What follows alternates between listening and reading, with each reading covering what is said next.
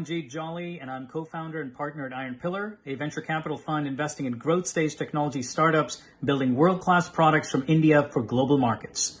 As you may be aware, earlier this year, we launched a podcast called The Big Picture, which is a series of candid conversations designed to highlight our portfolio company CEOs, members of our remarkable Iron Pillar network, and industry luminaries to talk about everything from technology trends, their individual personal and professional journeys, mistakes made, lessons learned, along with, of course, nuggets of wisdom, especially for entrepreneurs. One of the other aspects that we as investors need to be on top of are the latest developments, especially in the constantly evolving tech landscape. In that context, my colleague Rahul Garg has grabbed the so-called Web 3.0 phenomenon by the horn. In this episode, he has a fantastic and free-flowing conversation with Kumar Aakash, SVP of Growth at Disney Hotstar, and a prolific angel investor, especially in all things crypto. I'm sure you will enjoy the episode. All the best. Hey guys, welcome to another episode of The Big Picture by Iron Pillar. My name is Rahul Garg, and today we are going to discuss about a lot of interesting topics spanning across blockchain, Web 3.0, and crypto. Today I have a very dear friend of mine, Aakash Kumar, with me, who is a Senior Vice President of Growth at Disney Plus Hotstar. He's also a two-times tech founder and is a prolific angel investor and is working deeply with the builder community who's sort of creating the Web 3.0 space today. So Aakash, welcome to the podcast. Hey Rahul, great. So what's happening? I'm hearing that you are investing at a faster pace than Tiger these days. So what is keeping you busy? What are some of the interesting things that you're seeing right now? I don't think I'm that chatted investor yet that I'm doing faster pace than Tiger. But no, yes, it's amazing the kind of stuff that the community is pulling off. And I think the most delightful part is just meeting these founders, talking to them. And the pace of innovation in this space, and you and I have been looking at it for quite some time together, is just overwhelming, right? It's actually pretty overwhelming. You learn one thing one day, and the next day it becomes redundant. So yeah, just spending time with founders, learning myself, and that's it. That's what's keeping me busy. Well, so hopefully today we are going to sort of borrow from your wisdom, whatever you've learned in the last 3-4 years. And I think the first topic that I want to begin with is, we talk a lot about Web 3.0 these days. And I want to understand from your perspective, what is Web 3.0 and how do you see that as different from Web 2.0 that all of us are used to? Besides a word which the investing community is infatuated with, I think Web 3.0 is just a very natural progression of everything that we have been seeing over the last 3 decades, right? With the internet, how we sort of first decentralized, maybe it's the wrong word to use, how we made information accessible, right, in the 1.0 era. And then in what sort of vaguely would qualify as 2.0, we made every consumer almost a participant, right? Like if you think of YouTube, going out and saying broadcast yourself, Facebook, creating like a huge time sink for every consumer based on content which was generated by those consumers. I think Web 3.0 is just a leap forward, right? It's a leap forward on that front, wherein some people might want to talk about how it is taking away the control from centralized authorities and bringing the benefits of Web 2 to the larger community. My short answer is Web 3.0 is basically just more fun and more play, right? I think it's basically just pushing the boundary for everyone, saying that, hey, if we can turn our fun and play and everything that we do into some value, right, which we can also participate in as a consumer, as a builder. I think that's what Web 3.0 is. I think more fun, more play, and hence very interesting for us as investors. So if you think that is the key value proposition of Web 3.0, when you sort of think about, what are the sectors that are going to see the first, 1.0 version of evolution or web applications that are going to get built in Web 3.0, what are those sectors which are going to get disrupted by Web 3.0 first? What sort of comes to your mind? I think what comes to my mind is it's not even a sector play. I think it's a play on, which I keep saying a lot, that it's a play on reality. Reality is broken. And I think Web 3.0 is just changing that entire paradigm for us, right? And if I was to pick and think of it in a very traditional sector approach, I think gaming for sure. The first thing that comes to mind is gaming. Media, everything around media, content IP, the flywheel that companies like Disney have created, and how those flywheels will get reimagined in a world where you have tokenomics to distribute incentives and rewards, in a world where you have creation and collaboration happening at very fast pace, in a world where creating a video today or creating content today has become so easy. We've empowered 7 out of 7 billion people. I would say at least 2 billion people are now empowered with a tool in their hands to create content anytime, anywhere, right? I think content gaming is the first one which comes to mind. Got it. And you've been part of creator economy for a while, basically, right? You've been part of Disney Plus Hotstar. You've worked with a lot of founders, who've been part of that economy. And while we've seen a lot of participation in that economy, Web 2.0, in my mind, has not necessarily created a lot of value for creators, in the platforms, right? So how do you see creator economy being impacted or being disrupted through Web 3.0? What's the end game here, really? All of us, when we see a new piece of innovation or technology, we tend to think of a lot of disruption. And there's a conversation I was having with a founder very recently, right, who was talking about something to do in Web 3.0 and NFT and all the buzzwords, and saying that, hey, I want to do this in the music industry. And I was chatting with him and I said, if I look back 10 years, 12 years before today, right, even in the Web 2 era, there used to be artists in the music industry itself who would produce content, and we were producing content probably at a pace of maybe say 1,000,000 songs in a year. Today, we create on Spotify and the YouTube ecosystem. There are probably 10 million songs a year, right? So, and everyone went with the entire notion of saying that, hey, we'll take away power from the big labels, we'll do this, and we'll completely become creator centric. But even in that world, in the last 10 years, labels have only grown. The surprising part is your big music labels have only grown, right? I think the same approach of saying what will get disrupted, I would say, how will we evolve in the creator economy, right? What changes now in Web3, and which is super exciting, in the same example that we were talking about, let's say the music industry, the mechanism for these new creators who are creating songs to monetize and extract value was very limiting, right? You were limited by the algorithms of YouTube and Facebook surfacing you. You were limited by the sort of algorithms that would help you monetize on back of ads, right? Whether your videos get those ads or not. Now, you had no control on how you were monetizing this, right? In a Web3 world, what changes drastically is these creators, and every creator typically has like a small core community of theirs, right? These creators can work very closely and collaborate with their core community, right? They can create a tokenized mechanism or an incentive mechanism where everything that they do, the way people access their content, the way people get to participate in the content creation, maybe, right? All those incentives stay within the community.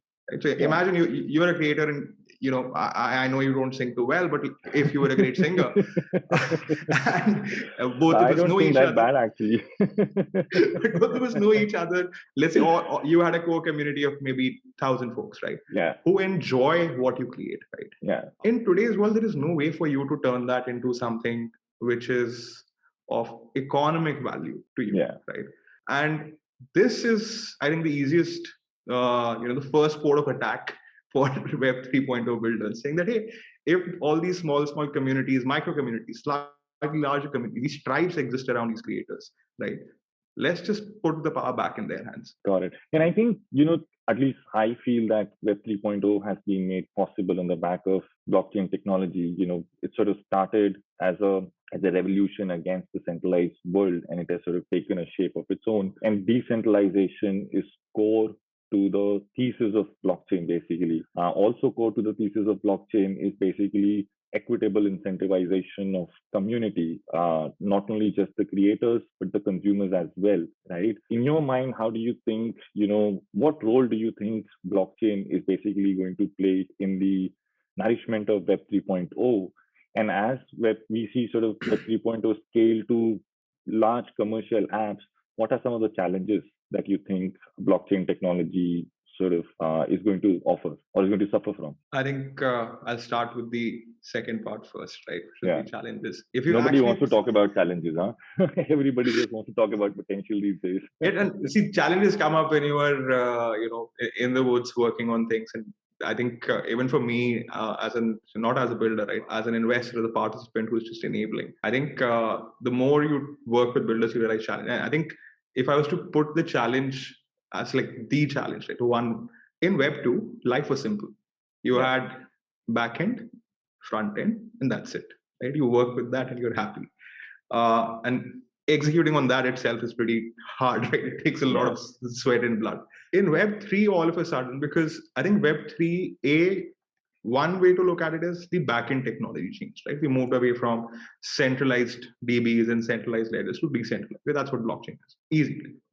Pretty table stakes, you can move on with that. But the true innovation of Web3 is not that tech. Blockchain has existed for, I think, since the first day. Computer scientists would have dreamt about writing a database or building that. Since that day, the concept of a decentralized ledger also existed, or blockchain has existed. The true innovation is, which I was talking about earlier also about the creator economy, we were chatting, right? That you want to distribute and create financial utility, right? You want to create economic utility, and you want to make it participative for everyone. Right? The true beauty or true innovation that we have come up and seen happen in the crypto, blockchain, whatever you want to call it, since Satoshi put out his white paper, is that tokenomics design, right? It's about saying that, hey, now we have, at one end, we have smart contracts wherein you can execute these mechanisms of distributing utility and value. And then there are great mechanism designs that people are creating on how should this system work, right? What would be the design of this mechanism of distributing utility? Now, in doing this, the stack has gone from back end and front end to back end, a stack for identity of crypto and L1s and L2s, a stack for doing multi-chain smart contracts, depending on the complexity that you have, a stack where you have to also layer the entire, if you take a leap forward and you start thinking of DAOs and community, a stack for that. So very frankly, challenge-wise, this is far more challenging, right? Because just the sheer thing that we want to pull off it's very simple. As a VC, you would know it. One team doing a job is easier, right? And now you have so many disparate pieces which need to come together and then execute on something, right? So it's pretty challenging. I think a lot of founders and a lot of investors today don't have a wrap around this. That I see a lot of builders also come in who probably see a few YouTube videos and they say, hey, let's do blockchain, let's do Web3. I think, which is why even the founders that I've invested behind have been mostly seasoned Web2 entrepreneurs, like Web2 folks who came from product and tech, who know the nuances and challenges of actually shipping a product out, right? Because now we're talking about shipping a more complex product, right? Like you're playing God in a small economy that you're creating. That's the role that you're playing now as a product manager in Web3, right? In Web2, as a product manager, all you were probably doing is figuring out how to get more clicks on ads. This is far more fulfilling and far more complex. So I think that's the biggest challenge, that we are at the very start of how we will think of products. How will we build playbooks of creating products?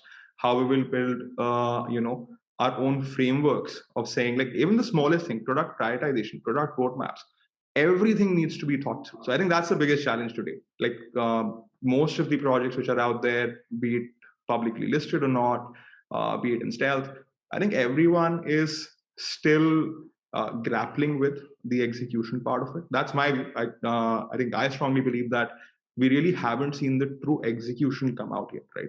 And which is the reason why you and I are talking right now, that this is a great time for us to get behind it.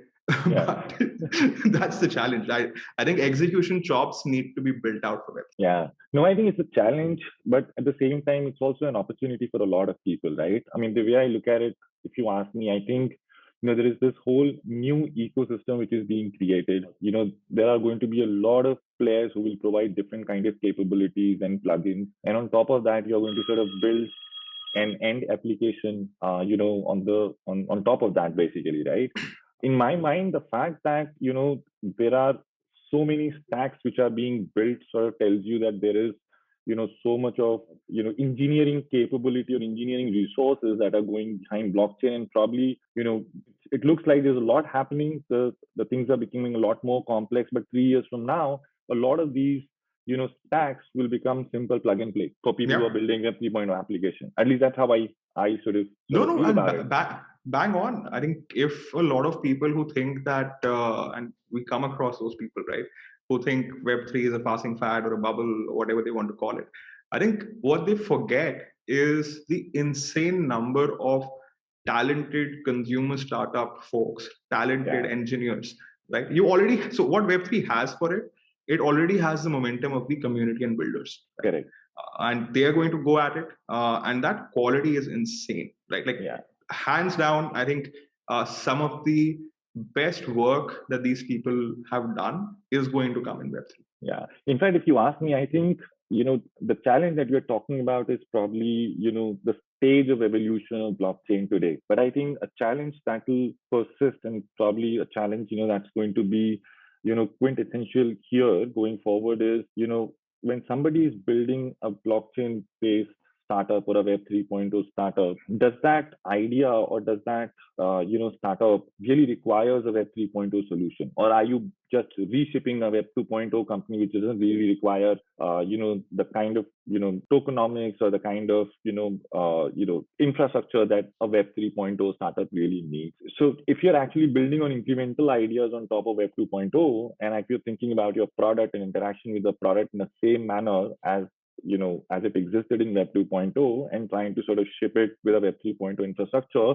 I see a lot of startups actually doing that today. Rather than rethinking about the product and rethinking about the whole, interaction, incentive mechanisms, building the product from the perspective of community rather than from the perspective of company. I actually see that shift in mindset, that product mindset, hasn't really happened for a lot of founders. A lot of people, at least I feel, are basically looking at Web 3.0 as an opportunistic play. I mean, what's your feel on the ground, when you meet with a lot of entrepreneurs? I agree. I can't agree with more, right? I think the same piece that we spoke about, right, that it's not about the tech, right? The beauty over here is that mechanism design, which is almost a pure product, very purist product problem state, right? Yeah. And the question that you asked me that, what sector, I think it's not just a sector, right? It's not just about the evolution or new opportunities in gaming and media. It is also about who are the right people who will be able to go after this, right? Gaming founders, and I might be biased because gaming is something that I'm super passionate about. The gaming background, yeah.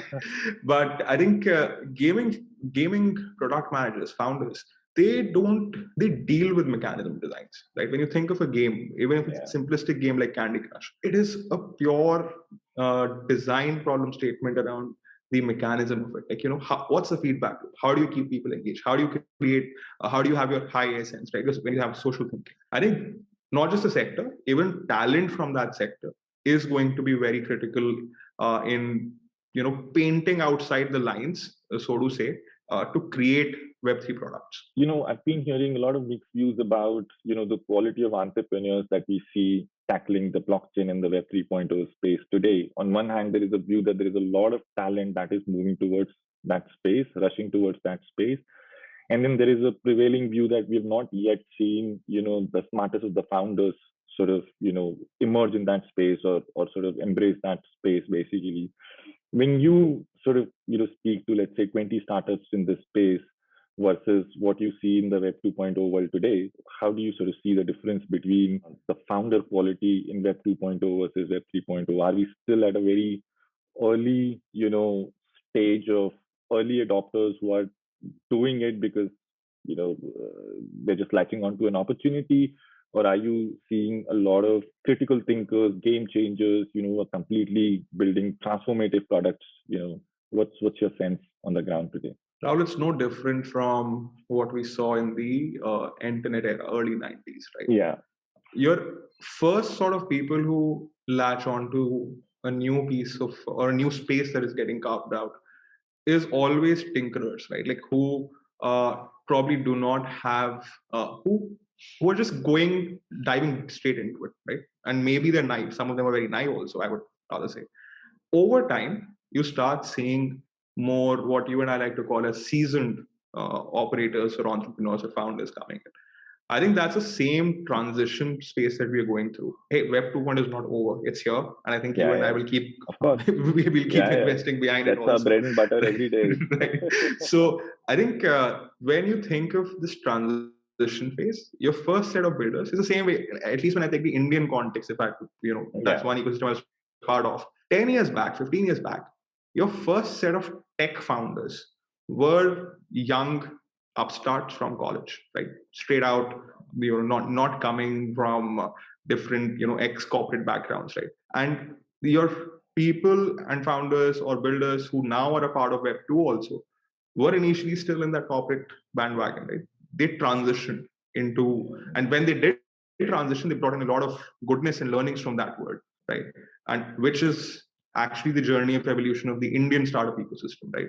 From in my head, what I would call like the OGs like Sachin and Vinny who started Flipkart to now when we are 100 plus unicorns in India. So I think Web3 is at the same stage right now. We have a lot of opportunistic founders. We do have a lot of great engineers and thinkers, which is why even from India, we saw something like Polygon emerge. The true utility now when these L1s, L2s, L3s, L4s, the dApps, everything is put out there. As more Web2 builders and engineers and product folks transition to Web3, we'll start seeing a very different breed of ventures. But I agree that as of today, maybe 1 in 10 is something where you, as an investor, you would feel that yes, this is typically how you build a business, and this is the right founder I would want to back. Still not a bad number if you can find 1 in 10. All of us, what we need is probably that one founder who can sort of build the next generational company, so to say. But I want to talk about founder traits, what one should look for, etc., a little more in detail from the perspective of an investor. But before we go to that topic, I actually wanted to go back, to our basic premise that Web 3.0, the core to Web 3.0 and blockchain thesis is community incentivization, right? And I think the core to community incentivization is tokens or crypto as we sort of know it. I mean, you were talking about, how do you design tokenomics? How do you design incentive mechanism? Just how, a Web 2.0 gamer would have designed an in-app gaming economy, basically, GDP of sorts of that virtual world, basically, right? Blockchain is doing that en masse, across all the startups and across all the, applications, etc., etc. But when you think about crypto, I think everybody today has heard about crypto, but most of the people sort of think of crypto as this speculative instrument which can make you a millionaire in 3 months' time, probably less fear these days, etc., right? And a lot of people are struggling to sort of understand, do these, cryptocurrencies have any real intrinsic value, on the basis of the blockchain ecosystem that they sort of power. So I wanted to sort of, hear your views on the role of tokens that you see in the blockchain / Web 3.0 space. And do you think, these tokens sort of will eventually carry significant amount of intrinsic value of the blockchain ecosystems that these power? I think that, Rahul, is the most difficult piece to do for, especially even for founders to think through, right? I think how you value, are they overvalued? Are they purely speculative? Let's be honest, they are speculative. As of today, they are, right? Because the intrinsic value is something that we still haven't figured out. That's my honest opinion. I don't think I know truly what the intrinsic value of, let's say, let's pick something which is more universally known, Ethereum, right? I don't know whether the intrinsic value is, there's no DCF or anything that you can apply to it. But do you think Ethereum can sort of work without a token? Is token core to the promise of decentralization and incentivization? I think probably that's the first question to answer. And the second question to sort of figure out is, okay, then how do you define the value? And how should you look at it? If I think of Ethereum, yes. For something like Ethereum, token is core, right? The token is core because that is your way, and the tokenomics and the token is a means to really distribute incentives for people who are contributing in a positive manner for the project or the ecosystem to run, right? I think with Ethereum, it's a core part of it, right? The entire design of that token is that, hey, as long as you are building and bringing compute, which is helping us either in POW, POS, E2, as long as you are a stakeholder who is providing value to the network, this is our way back, a way of giving back to you, right? I think, and which is actually a very good question that you asked. That I think that there itself lies the answer. As long as there is a true participative and incentivization mechanism, that it's very simple, right? Like if we had to think of DeFi or the decentralized finance world, it's effectively saying that, hey, I'm decentralizing the bank. So in the bank, you earlier had like a exchequer, you had someone working on this, someone maintaining books, someone running this. All of this we've now put into maths and code. It's running distributed, and everyone who's bringing the resource over here being compute, that's how you distribute the incentives, right?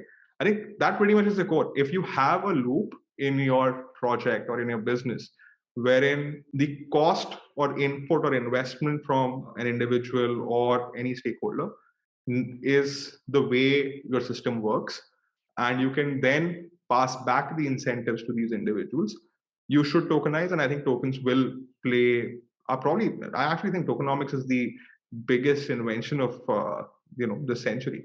I think there it is. It'll work there. If you think about blockchain and Web 3.0, right, and if you have a purist view towards these things, basically, you are saying that I am moving from a centrally run organization to a community-led organization.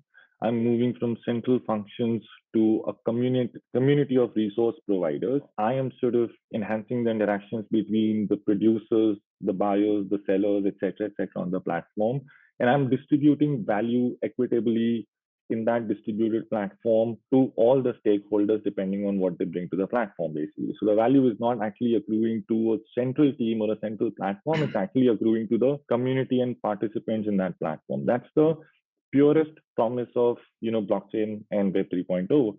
And in my mind, I often wonder that either you have a token play in your company, which then empowers all of these things, or you don't have a token play. If you don't have a token play, then maybe that's not a purest blockchain or Web 3.0 space. True. Or a startup, basically. Then it's just a Web 2.0 company. You may be selling blockchain related assets or services or whatever, but then that's a old school Web 2.0 company essentially. And I think, and which is where, Rahul, when you ask me what is Web 3.0, I think, hey, we as knowledge workers and investors, we tend to abstract things out, and it was our way of abstracting what is happening and just putting a name to it, right? And there is no wrong, right? Like I know there's a company I'm invested in, it's in stealth right now, which is super clear that, hey, what we're solving for, we are not tokenizing because we don't need to.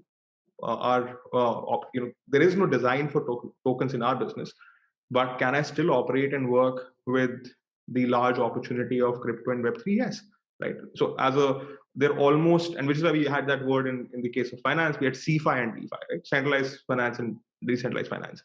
Maybe there is a midway also, right? Like this company, what they're doing is they're saying that, hey, all these people who are having, as of today, speculated, but eventually intrinsic value tokens, if those tokens also have to compound without you doing anything, right? The same way how we as individuals keep saying that, hey, you can't just be earning, you need to let your money compound, your money on money. If the same thing has to be unlocked in that world, how do you do it? And in that case, I'm almost operating a centralized organization, which is telling you that, hey, you have this, stake it with me, I'll get you the compounding done, right? I'm not a tokenized player. I don't need to be a tokenized player. I think force fitting or Web 2 companies masquerading as Web 3 companies is probably the one breed of course that I just have a huge distaste for. Yeah, no, I agree. And in fact, sort of that brings me to that next question that in everybody's mind sort of become a hot debate today, right? When you, as an investor, right, when you look at Web 3.0 or blockchain companies, the purest ones, at least, the ones that are really creating massive networks, massive decentralized networks, and sort of equitable value creation, right? How do you think of investments from an instrument perspective? Do you invest through tokens or do you invest through equity? And right now we're seeing a mix of both, basically. I think the thought process is evolving on the investor side, the thought process is evolving on the founder side, and I think I've seen all kinds of plays. I've seen blockchain companies which have pure equity, fundraisers. I've seen blockchain companies which have pure token-related fundraisers. And then we have those, who are sort of doing both basically, right? And I think a lot of investors are also sort of trying to understand, when they're thinking about, blockchain investments, should they really be preparing themselves for, token investments versus equity investments? So what's your thought? I mean, the kind of startups that you've seen so far and the investments that you've made basically, how do you choose or decide, whether I need to, invest via tokens or invest via equity? Or what is the right way to think about it? Again, I would say there is no right or wrong way. I think, and as you mentioned, that you're seeing, or you're already seeing companies who are either a token cap table or a pure equity cap table, and even both, right? Yeah. I think it's a function of, at the end, all of these decisions for a founder or for even us as investors always need to be what is right for the business, right? That needs to be a true guiding question, right? And if you work with that lens, all three structures are going to be a function of what is the nature of your business, right? And not just the nature of your business. It will also boil down to many a times, like as you said, it's about if you're thinking tokens and you're distributing value to the community, it's a great hack today because in that adoption S curve, the bootstrapping lag that you used to have, your financial ready of the token can sort of shrink that, right? Great. It's a good hack to go. It's a jump start, yeah. It's a great jump start. Yeah. But there are certain businesses which still need more patient capital, right? There are certain pieces of technologies that need to be built out where if you think of going down, like there was a wave in 2017 where everyone wanted to do an ICO or an IDO, right? Guys, that's almost like building truly in public, right? And the problem, if we go back to Web 1, Web 2, and entire history of venture, I think the problem with that is there is patient capital. There are people who want to believe and who know and have the patience. But the moment you almost go purely into so much building in public, I know a lot of founders who I talked to have gone down that path and they're like, hey, you know what? This entire community, everyone, all they care about now is the token value or the token price, right? Yeah. Like your entire decision making is like, this is the same thing that you used to say, right? Why did companies in Web 2 or Web 1 or in tech stay private for a long time? Right? We used to stay private and then we used to go to public, right? Yeah. When we had reached a point where those fluctuations would not be something which will play to us as operators or the enterprises in how do we operate. Right? I think Web3 we are seeing that transition again now, right? We are seeing that, and my unfortunate fear is that when we do see a crypto winter, right? When the speculation dies down and these prices change and we see drawdowns like 50, 70%. At that point of time, if you're sitting only on your tokens and that's what you did, how are you going to build, right? So I think it's A, what is good for the business, and B, if you are a 0 to 1 and 1 to 10 sort of a journey, what is best for my journey, right? What's the best way for me as a founder or as a venture to go after building this, right? I think smart founders will make that choice. Smart founders will make that decision basis having answers to these questions, right? Do I need patient capital? Do I need to tokenize? The question that we asked and we spoke about earlier. Do I need to do both? What is my token cap table? What is my tokenomics, if it exists? Is my business really something which is built for tokens or a function of all of these? And which is why I said, I think it's at the end, Raul, it boils down to founders, right? No, I agree. I think it boils down to the founders, also boils down to the business. And I think more fundamental question that I've always had in my mind, and I've been sort of trying to talk to more people like you, others, etc., to sort of understand how this evolves. So on one hand, you'll have businesses where there is no token utility as such, right? The value in a way accrues to a central organization, and equity is the representation of that value, that organization sort of has created. But then on the other hand, you're probably going to have, pure Web 3.0 blockchain companies. Axie Infinity is actually a great example, right? Where, the token utility is what drives interaction between participants, is what drives incentives, is then what drives, it sort of drives in turn the value of that token basically. So, the velocity of those interactions, the velocity of, gameplay, the velocity of minting, mining more resources, etc., all of that is actually accruing to token, right? So if I'm an investor, and if I want to invest in, let's say, Axie Infinity, and if I choose let's say I'm a patient capital, and if I choose to make an equity investment over there, what value is accruing to the equity over there? There's no value that is accruing to equity over there, and therefore, in my head, so for companies, which don't have token utility, very clear equity investment. Understand that, right? I mean, for example, OpenSea is talking about doing an IPO because there's no token utility over there. It's an auction house. It's a marketplace at the end of the day, right?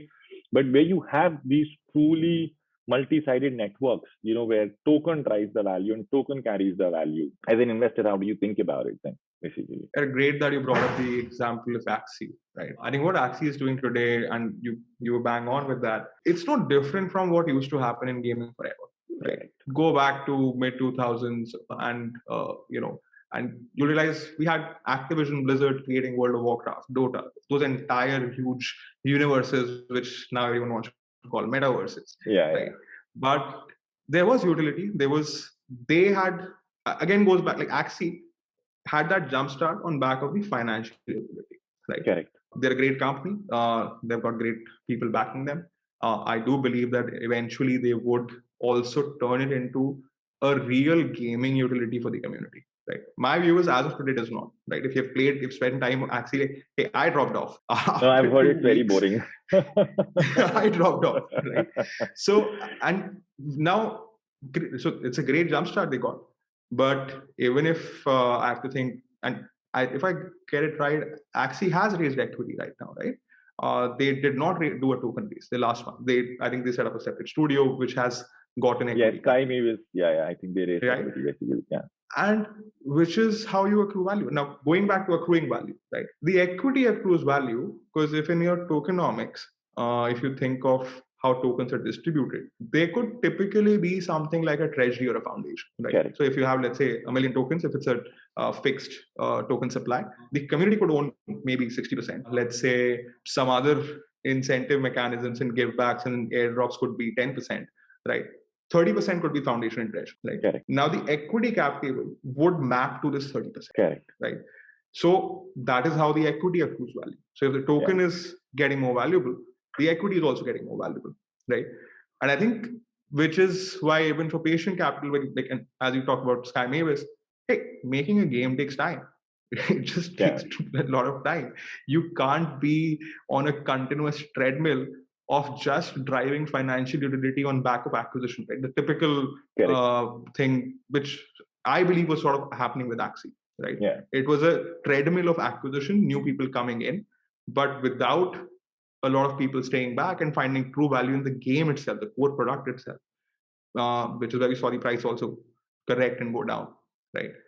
So equity accruing value from tokens, I would say very vaguely today, and we'll learn more as we go down this path, is basically foundation or your treasury is your equity. Yeah. No, that makes a lot of sense, actually. That makes a lot of sense. In fact, if you want to be fundamentally correct here, I would say that, if there is a certain amount of cash flow that accrues to the foundation, then probably the net present value of those cash flows plus the value of the, token holding of, that foundation, that sort of, accrues to the value of equity. And I think this point is important. I think Axie is a great example because what token did was it sort of jump-started the community. Even though the gameplay didn't have a huge shelf life, you sort of get bored after a while. The incentive mechanism, kept on people coming back to the platform again and again. It sort of keeps people, coming back to the platform again and again. But going back to our original point, eventually people will have to design the product in a manner that's not just, incentives that is keeping you on, but it's also the engagement, with that product, that sort of, keeps you coming back. And I think, if you can master that engagement plus incentive put together, that I think it's probably the real Web 3.0 product design. Yeah, the S-curve is always going to be net utility, right? Yeah, the correct. Financial, economic, but actual utility also, right? Yeah. And now this is, if you think about it now, while you were saying that, the example that was playing in my head was jump-starting with incentive is not something which is alien to us from Web 2, right? When we had to build discounts. When we had to build these stalwarts of e-com. See, whenever you're trying to bring about a behavioral change, the growth playbook has, for a long time now, been that it's okay. We'll go negative and we'll bring about a behavior change. So it's not too different. I actually feel surprised now when people say that, hey, Axie or crypto it's purely speculative? Is it purely a bubble? It's the same conversations we used to have about commerce. No, I think, the Web 2.0 version of, jump-starting things were discounts and cashback, which could sort of achieve X for a consumer.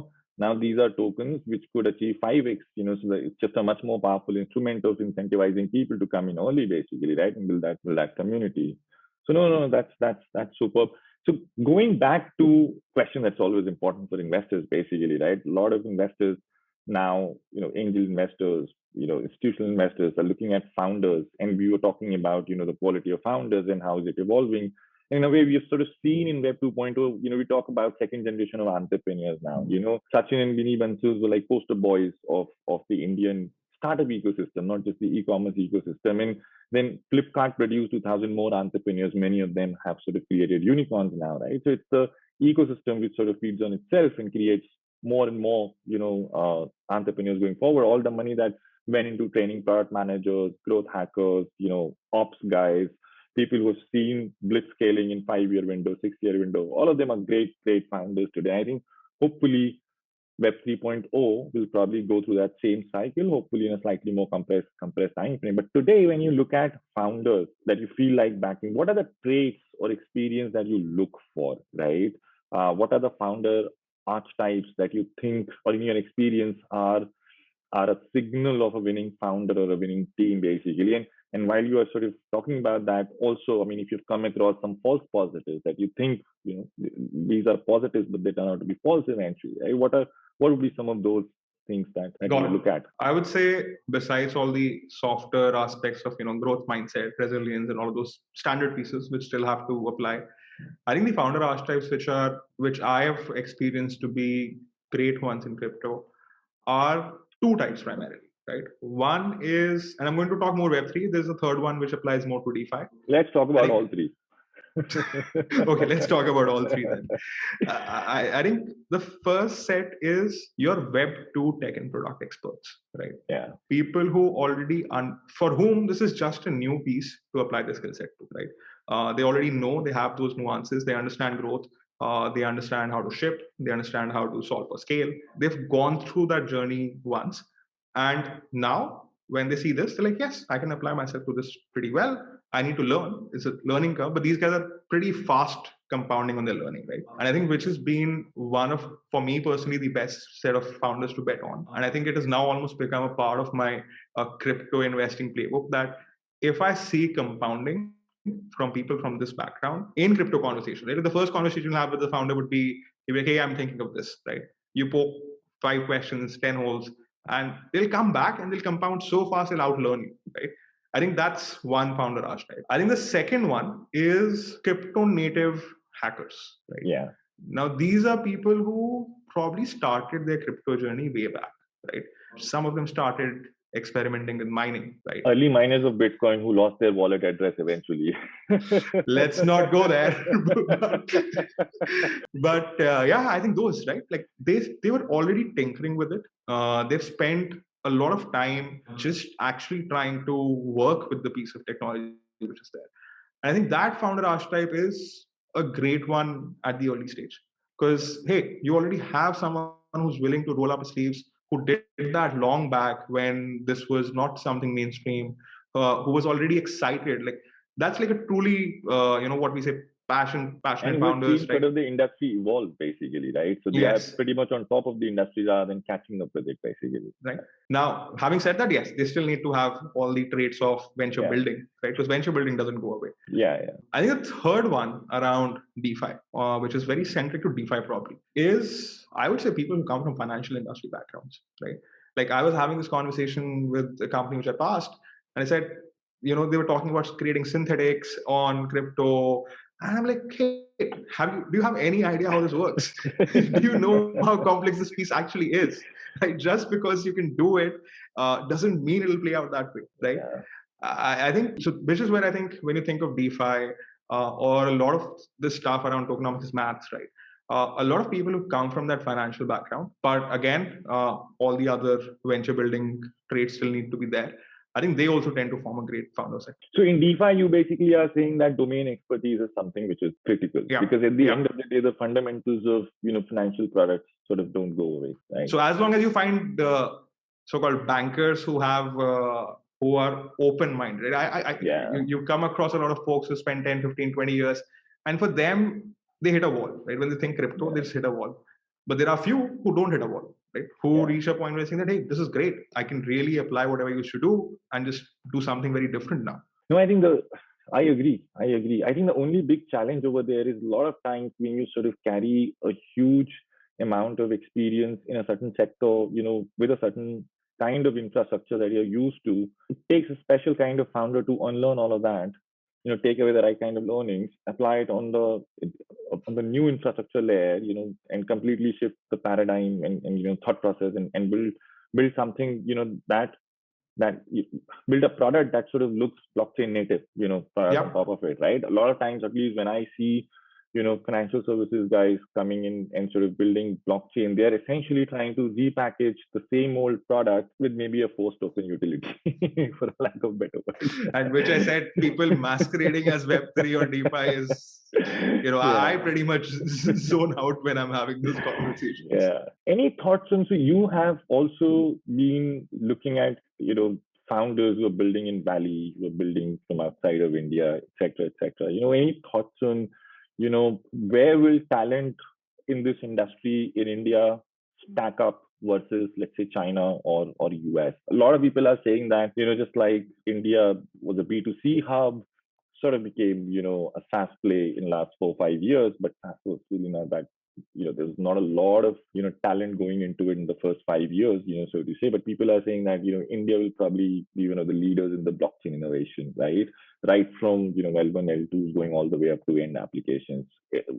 What's your sense in terms of talent and what you see on the ground, India versus, let's say, US, China versus? I think you're asking the wrong person this question. I'm super long India, right? I think I'm probably India maximalist, not just a crypto maximalist. Yeah. I think we're going to be a SaaS capital. We're seeing that transition happen now.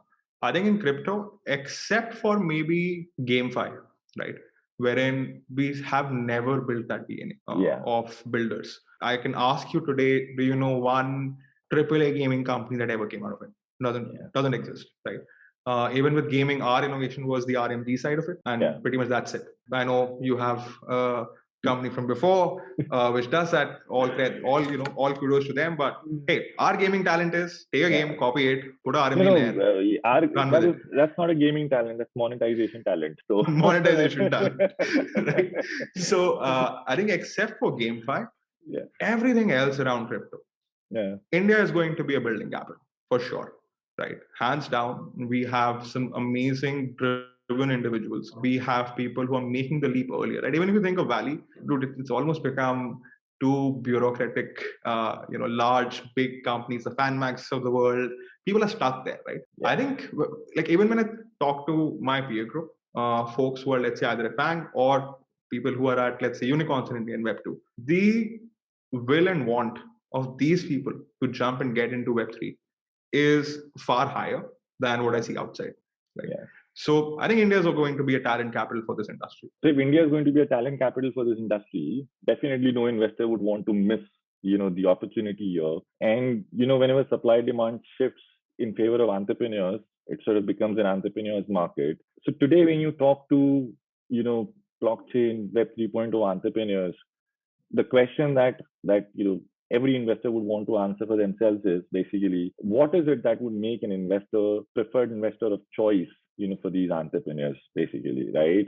What is it that crypto founders, as we call them in layman terms, look for in an investor? They would love to take money, basically. Or is it just capital? Capital now in this world, Rahul, seems is almost like commodity. I think, especially in the last 2 years, be it Web3, Web2, or whatever it is. I think the only commodity now is capital. Yes. I think, but in Web3, I think it's again a very founder sort of, it's very centric to founders. Founders who are in it for the right reasons, who are actually wanting to build a venture. I think they know that, color of money matters. They know that I'm looking for partners who can work with me through the journey of building this venture, right? It's still a venture building act. You can't change that. Not the basics don't change, right? So I would say most important thing that they're looking for now is I want an investor who's going to be part of my venture building journey. But then my right partner is ideally going to be someone who's as excited about this, right? As excited about what we are doing, not just for the financial outcome, but also for what we're doing, like what we're transforming. B, people who can actually help me build those flywheels. Like, hey, if community matters, is my investor partner going to be able to help me do that? Right? If designing tokenomics, thinking, and going through these mechanism designs matter, what sort of expertise or a network that they can tap to, right? The investor pool can tap into. Do they bring that? I think it's still the same, right? Whatever we saw in Web 2, what would quality founders seek in a venture partner? I think VC partner, the same thing will happen here. Having said that, if we are in early days, which we are, you'll come across founders who think that, hey, all of this venture building and all of this is fine. I'll just do a token. All that matters to me is, I want someone who can help me do market making on my token. Yeah. Don't want to touch it with the pole. Go do it. Great. But it's a venture building journey. Let's do that. But do you think, I keep on thinking about it, right? Given that blockchain is such a hugely evolving, space, founders are generally, very futuristic, forward looking, some of them eccentric in nature, Do you think, just like you look at crypto natives as one of the archetype of founders, some of the most successful VCs are going to be the ones who are, or who at least transition or who sort of become crypto natives, basically? Or do you think a generalist venture fund can also play a role in basically in winning high quality deals, high quality? Now you're asking an existential question. Just food for thought. I'm sure it'll evolve. No, I think both can. But yeah, even it's not that generalists can't play, right? But as I said, like we went from back end front end to a complex stack. As a generalist, this was easier to comprehend, right? Yeah. And work with. It's more complex now, right? Yeah. I would say even the generalists would have to go down the path of, not saying that, hey, I'll work at a 10,000 feet abstraction level. This is a space which is evolving, right? Which is getting built. And again, the space here is not technology. Like I keep saying, the innovation is not the technology. The innovation is, given all the tech that we built till now over the years, given that we reached a point there are so many connected devices, the actual innovation is designing those tokenomics, designing that mechanics, understanding what is the underpinning of it, do smart contracts. Like on an engineering side, someone would say Solidity is very simple, right? It is. Maybe it looks very common to any oops, right? Yeah. But try and build a game mechanics on it. Try and build a game mechanics on it, right? Yeah. Like you are familiar with this one, right? There's this game, Wolf game, which someone built out. Yeah. They got their smart contract wrong. I'm now a proud owner of several sheep, several farms, several lands, and so are you. You should tell everyone how much money have you spent on buying virtual sheep. I know. That's going to be a secret till I die. But yeah, so I think it will, even as venture investors, it would have to be that, not crypto native. No one's asking you to go and say that, hey, I will now learn blockchain, right? Or I will now start figuring out how does stake work and mining work. Yes, you want to understand. You don't need to go do it. Yeah. But if we are already reached a point where we have L1s, L2s, dApps, it's a large ecosystem already built out. There is so much already happening. Even if you can piece together all these disparate pieces, right, and form a thesis, form a view of saying that, hey, this is how this world would now operate. This is how everything that used to happen in Web 2, what would it look like in Web 3, right? Not just about taking a Web 2 company and moving it on chain. Yeah, right? Redesigning the company. Investors who are going to be able to do that will survive. Not survive, maybe everyone will survive, will thrive, but will thrive. No, that makes sense. Listen, man, this has been a super helpful session. Thank you so much for all the thoughts and everything, right? I'm sure you're going to sort of continue to invest faster than tigers for years to come. But for everybody else, I hope this session was helpful. If there are any comments, any questions, please put them in the comment box. Both Akash and I will try and answer as many of them as soon as possible. Akash, thank you once again. We'll probably, do this session again sometime later and maybe talk about metaverse. Yeah. And hopefully, and before we jump into the metaverse, I'll come see you. The great thing is that you're already sitting in the crypto capital of the world, at least from a financial becoming perspective. A crypto capital, I'll hopefully see you there. Good. Thanks, man. Thank you. Bye for this.